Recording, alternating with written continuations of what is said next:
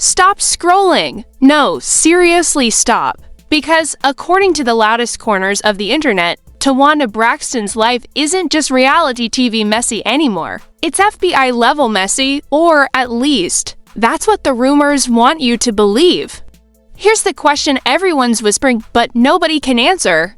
How did a quiet Braxton sister suddenly become the center of an alleged federal style online storm? And why is Tamar Braxton's name being dragged into this narrative like it's the plot twist nobody ordered? Now, before anyone panics, let's be crystal clear. This is not a court document. This is the internet. And the internet loves nothing more than dramatic theories, suspicious timelines, and a good old-fashioned sources say moment. But still, when blogs start screaming secret life exposed and thumbnails start flashing FBI arrest, you already know what happens next. People click first and think later. So today, we're unpacking the viral claims, the sarcastic side-eye, and the alleged betrayal narrative that social media has cooked up like it's a late-night conspiracy buffet. Is this the biggest exposed never confirmed? A family feud turned fan fiction?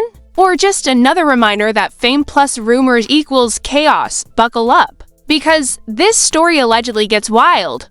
What makes this whole situation feel so explosive is not a single confirmed event, but the way the internet has stitched together fragments, assumptions, and old footage into something that feels like a scandal. Towanda Braxton has always been framed as the quieter presence in the famous Braxton orbit, the one who stayed mostly out of headline chaos while others absorbed the spotlight. And that is exactly why the sudden wave of online speculation hit so hard. People weren't expecting her name to trend next to words like exposed, federal, or betrayal, yet here we are. Watching rumor culture do what it does best, according to viral commentary pages and anonymous forum threads. This so-called secret life didn't surface overnight. The narrative being pushed claims it's been hiding in plain sight for years, buried under reality TV edits, polished interviews, and carefully controlled public appearances. Internet detectives have been resurfacing old clips, pausing interviews mid-sentence, zooming into facial expressions, and claiming that Towanda always looked nervous whenever certain topics came up. Is that proof of anything? Absolutely not. But online, vibes are treated like evidence. What really fueled this fire was the way past moments were suddenly reframed. Scenes from Braxton family values, once dismissed as routine family tension, are now being reinterpreted as coded warnings. A disagreement here becomes foreshadowing, a joke there becomes deflection. Even moments of silence are now being read as strategy. The internet loves a retroactive narrative, especially when it can claim the signs were there all along. Then come the whispers about money, allegedly, always allegedly. Commentators started claiming that Towanda's lifestyle didn't align with what they assumed her income should be. Photos from vacations, designer outfits, private events all suddenly became part of a spreadsheet-style analysis by people who have never seen her bank account. They asked questions like, how does that add up? Without ever considering that public assumptions are rarely accurate. But again, accuracy isn't the point. Suspicion is from there. The story escalates fast. Anonymous posts begin to claim that certain financial decisions attracted outside attention. Not local, not industry, but federal-style attention. Notice how carefully that word gets used. Rarely does anyone actually say anything concrete. It's always phrased as sources believe, people close to the situation suggest, or rumors indicate, and yet, those phrases are enough to spark thousands of comments and reaction videos, each one louder than the last. What's especially fascinating is how quickly satire and seriousness blur. Some creators clearly exaggerate for entertainment, winking at the audience while throwing around dramatic language. Others speak in hushed tones, pretending they're breaking something dangerous. The result is a confusing mix where viewers can't always tell who's joking and who's pretending not to be. And in that chaos, Towanda's name keeps trending. Past controversies, no matter how minor, are suddenly dragged back into the light. Old disputes about contracts, family finances, or business ventures are reframed as patterns, every disagreement becomes part of a larger theory. The word pattern is doing a lot of heavy lifting here. It suggests intent without proof, design without documentation. But it sounds convincing, especially when repeated often enough. Then there's Tamar, and this is where the narrative really leans into drama. According to online speculation, Tamar isn't just a bystander in this story. She's being cast as a catalyst, a trigger. In the most extreme versions of the rumor, she's painted as someone who said too much, talked to the wrong people, or decided to protect herself first again. There is no confirmation of any of this, but family tension, real or perceived, is irresistible fuel for conspiracy. Clips of Tamar speaking candidly in interviews are now being re-edited with ominous music. Sentences are cut short. Context is removed. A pause becomes a confession. A laugh becomes guilt. Reaction channels freeze frames and ask viewers to notice her eyes. It's absurd, but it's effective. Viewers start to feel like they're watching something forbidden. Even when nothing new is actually being revealed, the idea of betrayal works because it taps into what audiences already believe about fame and family. People expect cracks behind the scenes. They expect secrets. So, when someone suggests that Tamar may have distanced herself for legal reasons or personal protection, the claim slides neatly into an existing belief system. No proof required, just implication. What gets lost in all of this is the reality that none of these claims come from verified sources. No documents, no statements, no filings, just a loop of speculation feeding on itself. But online, repetition creates legitimacy. When enough people say the same thing, it starts to feel true, even if it started as a joke. And that's where the so-called FBI angle becomes the most exaggerated piece of the puzzle. The term is rarely used accurately. It's more of a symbol than a statement. It represents seriousness, danger, and finality. Saying federal interest sounds more dramatic than saying people are talking. It raises the stakes instantly. It turns gossip into something that feels criminal. Even when it's not, creators capitalize on that feeling. Thumbnails get darker. Titles get louder. Words like sealed, classified, and investigation get tossed around without meaning. The audience is invited to connect dots that may not even exist. And once that invitation is accepted, logic becomes optional. Towanda, meanwhile, remains publicly silent. And in internet culture, silence is never neutral. Silence is interpreted as strategy, fear, or guilt, depending on who's telling the story. No one seems to consider that ignoring rumors is often the healthiest response. Instead, the lack of response is treated as confirmation that something must be happening behind closed doors. What we're really watching unfold isn't an expose, but a case study in how narratives are built. A few vague claims, some recycled footage, a family dynamic people think they understand. Mix it all together with sarcasm, suspicion, and a hunger for scandal, and suddenly a secret life is born. And just as the story reaches this fever pitch, just when viewers think the biggest revelation has already surfaced, the online narrative shifts again, suggesting that what's been discussed so far is only the surface, that the real fallout hasn't even begun, that new names, new pressure, and new consequences are about to enter the picture in ways that could change everything. Because according to the same anonymous voices driving this story forward, the attention isn't fading, it's intensifying. And the next phase of this alleged saga is where things supposedly get far more uncomfortable for everyone involved, especially as public reaction grows louder and speculation starts colliding with something the internet insists looks a lot like consequence, and that is exactly where part 2 of this unfolding narrative begins without pause or reset, because the story, real or imagined, never actually stops, and as that pressure narrative supposedly intensifies, the tone of the conversation online shifts from curiosity to something closer to accusation, even though nothing concrete has changed. This is where the rumor ecosystem really shows its teeth. Social media pages begin claiming they have new information. even when that information is just recycled speculation dressed up with more confident language. Suddenly, people aren't asking whether something is true. They're asking how long it's been hidden. Anonymous accounts start posting what they call leaked timelines. These timelines don't come from court records or verified documents,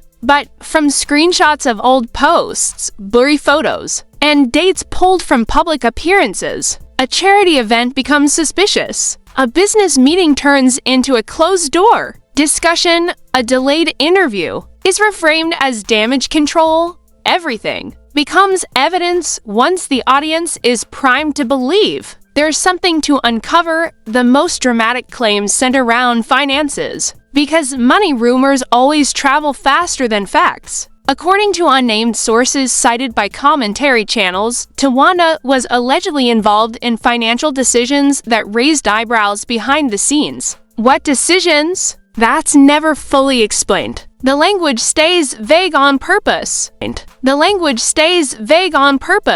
Words like irregular, unusual, and complex are used because they sound serious without saying anything verifiable. It's investigative theater, and it works. Creators lean into the idea that lavish spending is a clue. They point to trips, outfits, and events as if wealth itself is suspicious. There's an almost sarcastic tone to the way they describe it, as if saying, "We're not accusing, we're just asking questions," while heavily implying the answer. It's a classic move. Frame curiosity as responsibility. Frame speculation as concern.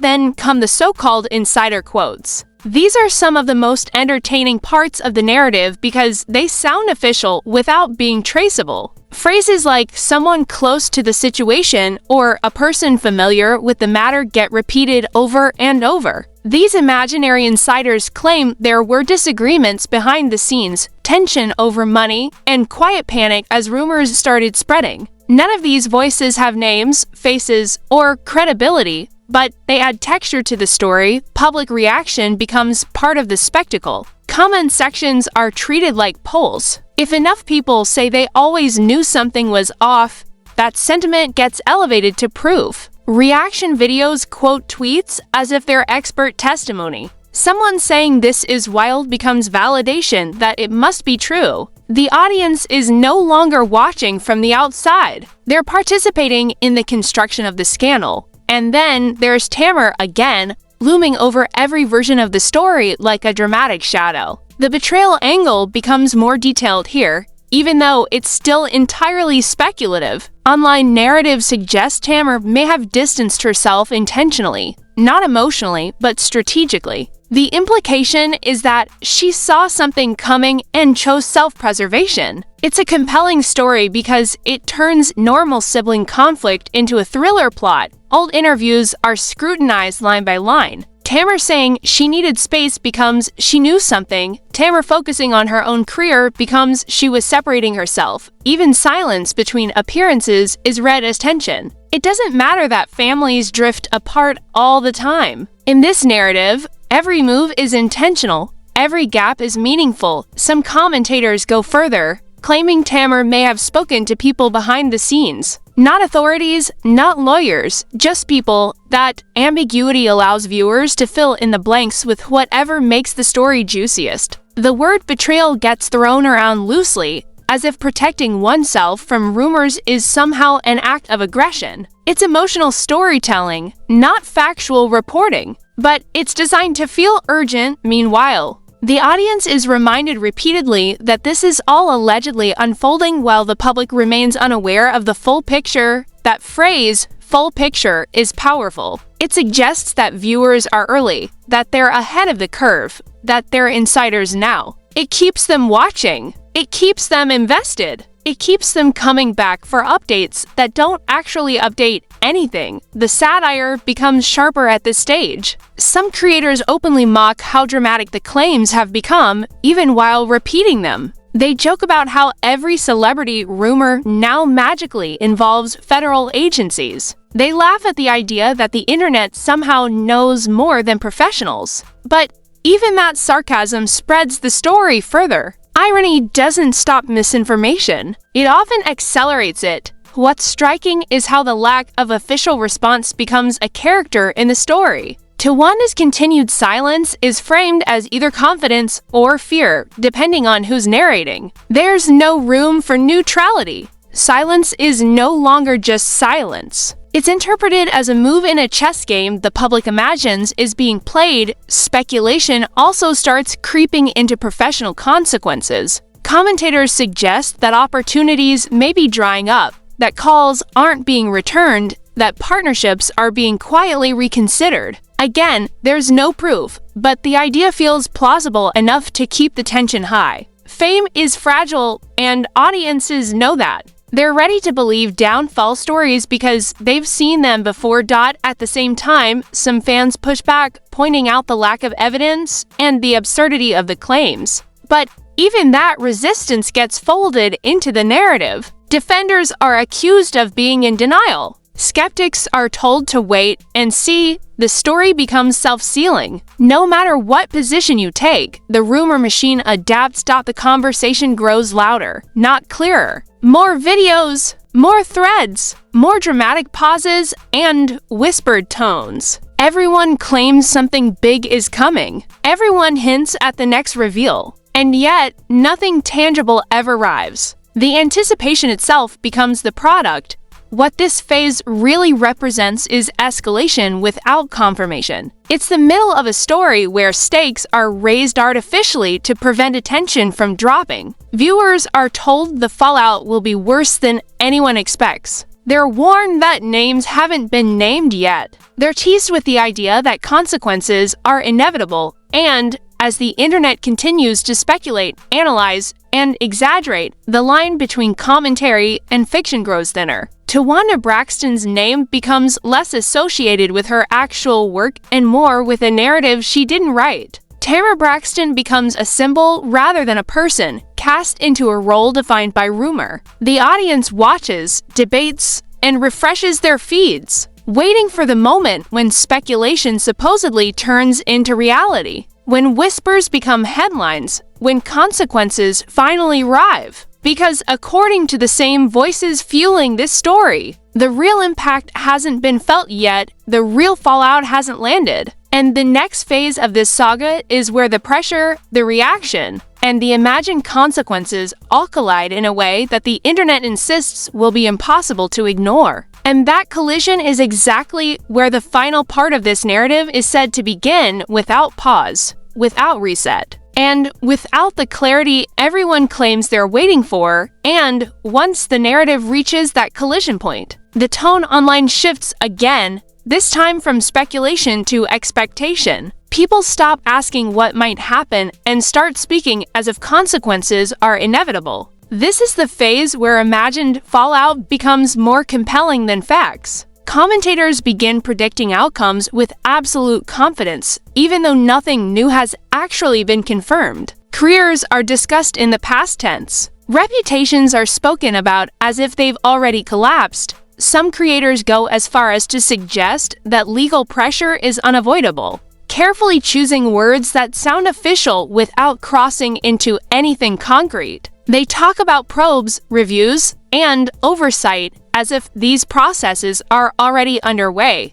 even when there's no public indication of any such thing. The language is strategic. It keeps the drama alive while maintaining just enough distance to claim it's all hypothetical. Financial consequences become a major talking point. Viewers are told that brands don't like controversy, that networks get nervous, that opportunities quietly disappear long before any public statement is made. Suddenly, every absence is treated like evidence. If Towanda isn't seen at an event, it's framed as exclusion. If she is seen, it's framed as defiance. There's no winning in a narrative designed to punish either way. The idea of a family fracture deepens here as well. Tamar's role, according to the internet's evolving script, shifts from possible catalyst to symbolic survivor. Some voices frame her as someone who escaped just in time. Others frame her as someone who made difficult choices to protect herself. The betrayal narrative becomes less about specific actions and more about perception. It's no longer about what she did, but about what people believe her silence or distance represents. At the same time, there's a growing appetite for resolution. Audiences want a statement, a confession, a denial, something definitive. But reality rarely offers clean endings, especially to stories that were built on speculation in the first place. The lack of closure frustrates viewers, and that frustration fuels even more extreme theories. If nothing is confirmed, then something must be hidden. That's the logic at play. Some commentators start to hedge, acknowledging that the entire situation may be exaggerated, while still insisting that something feels off. Feeling becomes the final currency. Evidence fades into the background. Emotion takes over. The story no longer needs facts to survive because it's sustained by engagement, not truth. There's also a noticeable shift toward moral judgment. Discussions move beyond what might be happening to what Towanda supposedly deserves. Should she speak up?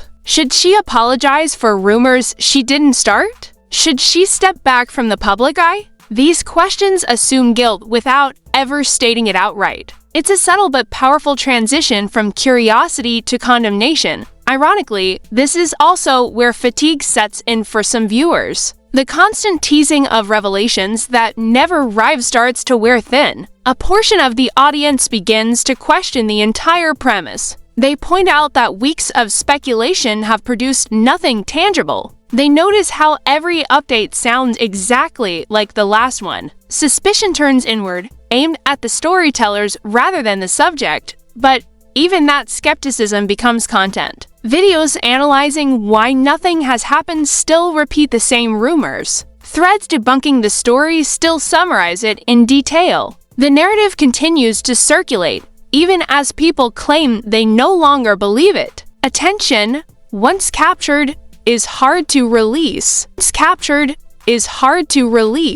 Through it all, Towanda remains largely absent from the conversation, at least directly. And that absence becomes the final mystery the internet can't resolve. Is it confidence? Is it strategy? Is it indifference? No one knows, but everyone has an opinion. The lack of an official response allows every version of the story to coexist, competing for dominance in the algorithm. What this entire saga ultimately exposes isn't a secret life or a hidden crime, but the mechanics of modern scandal culture. It shows how easily speculation can be dressed up as investigation, how sarcasm and seriousness can blend into something that feels convincing, and how quickly audiences can be invited to participate in judgment without information. The imagined consequences never quite arrive, but the impact is still real in other ways. A person's name becomes linked to controversy through repetition alone. Family dynamics are rewritten by strangers. Silence is weaponized. And entertainment disguises itself as concern, as truth-seeking, as exposure. In the end, the story doesn't conclude with arrests, statements, or confirmations. It fades, not with resolution, but with distraction. Another rumor replaces it. Another name trends. The cycle moves on. But for a moment, this narrative held attention, generated clicks, and reminded everyone watching how thin the line is between commentary and fiction. And maybe that's the most uncomfortable takeaway. Not that a secret was exposed, but that nothing needed to be real for it to feel real. All it took was suggestion, repetition, and an audience willing to connect dots that may never have existed. The fallout, then, isn't legal or financial. It's cultural. It's about how stories are built, shared, and believed in an age where speculation travels faster than facts and silence is louder than truth.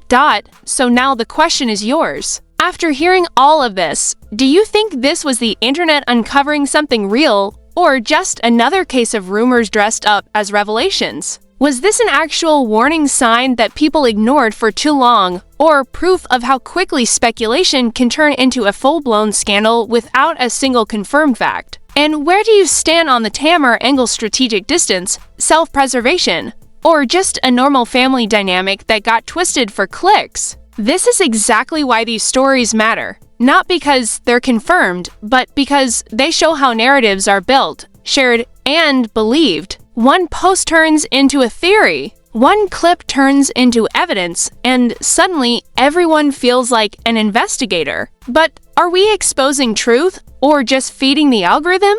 Drop your honest thoughts in the comments. I want to know what you think really happened here and whether the story crossed the line or simply revealed how scandal culture works today. If you think there's more to this, say it. If you think it's all exaggerated, say that to Dot, and if you don't want to miss the next so-called expose the internet swears you're not supposed to see, make sure you like, subscribe, and turn on notifications. Because the next viral truth is always just one rumor away.